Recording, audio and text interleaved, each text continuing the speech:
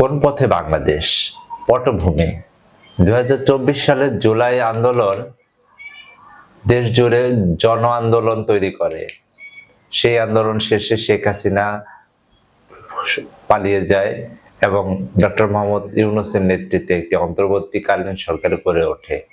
এরপর থেকে রাজনৈতিক পরিবর্তন, আইন শৃঙ্খলা, মানবাধিকার, রাজনৈতিক দলগুলোর ভবিষ্যৎ এসব নিয়ে অনেক প্রশ্ন ও তর্ক বিতর্ক চলতে থাকে।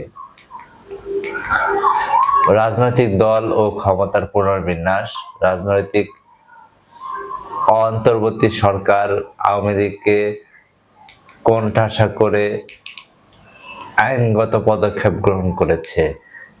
এছাড়াও রাজনৈতিক মৌলিক কাঠামো যেমন নির্বাচন কর্মপদ্ধতি, আইনবিধি, নিয়োগ বিভাগ, আইন শৃঙ্খলা এসব বিষয়ে সংস্কারের দাবি উঠেছে এবং কিছু কমিশন গঠন করা হয়েছে। নির্বাচন ও গণতন্ত্রের চ্যালেঞ্জ। আগামী সরকার কেমন হবে তা সাধারণ নির্বাচন ২০২৬ ফেব্রুয়ারি বলে দেবে। সেই ঘোষণা করা হয়েছে যে নির্বাচন ফেব্রুয়ারিতে, তবে নির্বাচনের কার্যকারিতা ও প্রকৃত গণতান্ত্রিক পরিবেশ তৈরি হবে কিনা তা রয়েছে ব্যাপক সন্দেহের বিষয়। বিশেষ করে রাজনৈতিক প্রতিদ্বন্দ্বিতা, রাজনৈতিক দলের অংশগ্রহণ, ভোটের রাজনীতি ও নিরপেক্ষতা এসব নিয়েই চিন্তা করা হচ্ছে। মানবাধিকার ও আইন শৃঙ্খলা কিছু ইতিবাচক পরিবর্তন হয়েছে। অতীতে নির্যাতন, নিরাপত্তা বাহিনীর অতীতে করা নির্যাতনের অনেকটা স্বীকৃতি পেয়েছে। কমিশন গঠন করা হয়েছে, বিভিন্ন বিষয়ে তদন্ত চলছে, কিন্তু এখনো কড়া রাজনৈতিক নিয়ন্ত্রণ রয়েছে বিরোধী ও নাগরিক অংশের ক্ষেত্রে। সাংবাদিকতার স্বাধীনতা, ধর্ম নিরপেক্ষ কর্মকাণ্ড, বিরোধীদের বিরুদ্ধে আইনি ব্যবস্থা এসব বিষয়ে রয়েছে পদক্ষেপ। সামাজিক ও ধর্মীয় উত্তেজনা, ধর্মীয় ও সংখ্যালঘু সম্প্রদায়ের প্রতি অপরাধমূলক ও হামলা ঘটনার খবর আছে। ধর্মীয় সংগঠনগুলো রাজনৈতিক প্রভাব বেড়েছে। বিশ্লেষণ করলে বোঝা যায় তাদের আধিপত্য এখন অনেক বৃদ্ধি পেয়েছে। অর্থনৈতিক ও প্রশাসন। অর্থনৈতিক চ্যালেঞ্জ রয়েছে, রাজস্ব আদায়, বিদেশি রিজার্ভ, ঋণ, মুদ্রাস্ফীতি, আন্তর্জাতিক বাণিজ্যের উদ্বেগ। সরকারি প্রশাসনের সংস্কার, দুর্নীতি উৎখাত করা, নীতি গঠন ও প্রাতিষ্ঠানিক স্বচ্ছতা বাড়ানো এসব কিছু উদ্যোগ চলছে, কিন্তু বাস্তবায়ন এখনো পুরোপুরি হচ্ছে না। ঝুঁকি ও চ্যালেঞ্জ। বাংলাদেশ এখন কয়েকটি প্রধান ঝুঁকির মধ্যে দিয়ে যাচ্ছে, যা রাজনীতিতে স্থিতিশীলতার ক্ষেত্রে বড় বাধা হয়ে দাঁড়াতে পারে।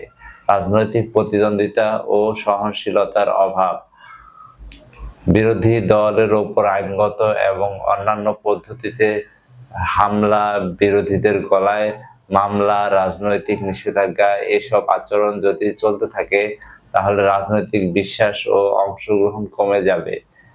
নির্বাচনের স্বাধীনতার অভাব। নির্বাচন কমিশন, আইন শৃঙ্খলা বাহিনী ও বিচার বিভাগে রাজনৈতিক হস্তক্ষেপ থাকলে সুষ্ঠু ও ন্যায়পরায়ণ নির্বাচন সম্ভব হবে না। মানবাধিকার জেলার মতো বাঁচতে থাকবে। সামাজিক উত্তেজনা, ধর্মীয় ও সংখ্যালঘু, নারী লিঙ্গ সংকট, অধিকার, সংখ্যালঘু সম্প্রদায়ের নিরাপত্তা এসব নিয়ে যদি অবিচার বেড়ে যায় তাহলে দেশে অভ্যন্তরীণ শান্তি ও সাম্যকামী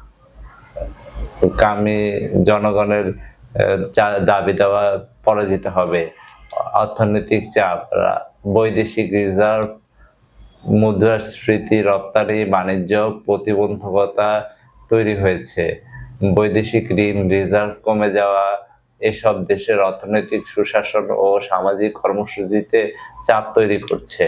আন্তর্জাতিক সম্পর্ক ও আঞ্চলিক চাপে পড়া, প্রতিবেশী দেশ, বৃহত্তম শক্তিসমূহ, আন্তর্জাতিক মানবাধিকার সংস্থা এসবের সঙ্গে সম্পর্ক কেমন হবে তার উপরে বহিরাগত চাপ ও প্রত্যাশা বেশি। সুযোগ ও সম্ভাবনা। এই মুহূর্তে দেশের সামনে এমন কিছু সুযোগ রয়েছে যেগুলো ব্যবহার করলে স্থিতিশীল ও প্রগতিশীল রাজনীতি গড়ে তোলা যেতে পারে। নবপ্রারম্ভ ও রাজনৈতিক সংস্কার, নতুন অন্তর্বর্তীকালীন প্রশাসন ও নতুন আইন গঠন ও কমিশন গঠন নতুন প্রেক্ষাপটে পরিবর্তন আনা সম্ভব।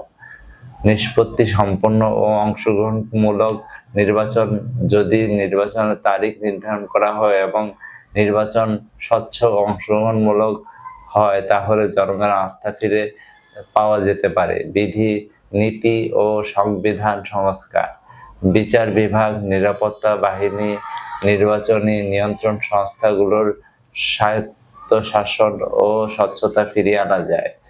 সামাজিক মর্যাদা ও মানবিক উন্নয়ন, সংখ্যালঘু অধিকারের সুরক্ষা, ধর্মীয় সহানুভূতিশীলতা, নারী ও লিঙ্গ বিষয়ক স্বাধীনতা উন্নত করার জন্য কাজ করা যেতে পারে। আন্তর্জাতিক সহায়তা ও সম্পর্ক, বিদেশি দাতা সংস্থা, রাজনৈতিক সংস্থা ও অন্যান্য দেশগুলোর সঙ্গে সহযোগিতার মাধ্যমে অর্থনৈতিক উন্নয়ন এবং অবকাঠামো উন্নয়ন ত্বরান্বিত করা যায়। সার্বিক মূল্যায়ন, কোন পথে হাঁটছে বাংলাদেশ? সব মিলিয়ে বলতে গেলে বাংলাদেশ বর্তমানে একটি রূপান্তরকালীন সময় পার করছে। পুরাতন স্বৈরশাসন ও কর্তৃত্ববাদী শাসন ধাক্কা খেয়েছে, সাধারণ মানুষের সম্মুখে পরিবর্তনের আশা তৈরি হয়েছে। তবে সেটি পরিবর্তনবাদ যদি শুধু রাজনৈতিক অবস্থা পরিবর্তন, যেমন ক্ষমতায় যারা নেই ফিরে আসবে বা আসতে নাও পারে, এরকম একটি দ্বন্দ্বাত্মিক অবস্থান হিসাব থাকে, তাহলে জনগণের প্রত্যাশা মেটাবে না। প্রকৃত গণতন্ত্র ও জন ভালোবাসার নীতি, অংশগ্রহণ, স্বচ্ছতা যদি প্রতিষ্ঠিত হয় তাহলে এখন বাংলাদেশের জন্য একটি সুযোগের সময়। তবে সবকিছু নির্ভর করছে নিরবিচ্ছিন্নভাবে কাজ করা এবং আধুনিক প্রতিষ্ঠানগুলোকে শক্তিশালী করা, যেমন আদালত, নির্বাচন কমিশন, নিরাপত্তা বাহিনী, প্রশাসন ইত্যাদি।